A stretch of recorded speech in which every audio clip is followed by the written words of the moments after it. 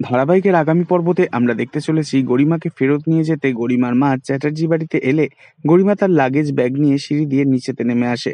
তখন আরণ্যকের মা বলে, গরিমা, তুমি এই বাড়ি ছেড়ে চলে যেও না, তুমি হলে এই বাড়ির লক্ষ্মী। তখন বড় মা বলে ওঠে, আজ বৃহস্পতিবার, অর্থাৎ লক্ষ্মীবার, তুমিও তো এই বাড়িরই লক্ষ্মী, তাই যেও না মা। তখন গরিমা রেগে গিয়ে বড় মাকে বলে, যার জীবন থেকে লক্ষ্মী চলে গেছে তার আবার নিয়ম, আমাকে না প্লিজ আটকাতে এসো না, কোনো লাভ হবে না। একথা শুনে বড় মার চোখে জল চলে আসে। এরপর গরিমা সত্যি সত্যি চলে যায় ওর মায়ের হাত ধরে চ্যাটার্জি বাড়ির থেকে।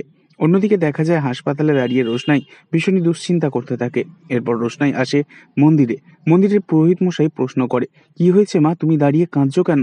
তখন রোশনাই বলে, আমার স্বামীর সেভিয়ার হার্ট অ্যাটাক হয়েছে, আমি জানি আপনি পারবেন ওকে বাঁচিয়ে তুলতে, আপনি তো মায়েরই পুজো করেন, প্লিজ ওনার সমস্ত বিপদ কাটিয়ে দিন না, আমি চাই উনি আবারও সুস্থ হয়ে উঠে নিজের পায়ে দাঁড়াক।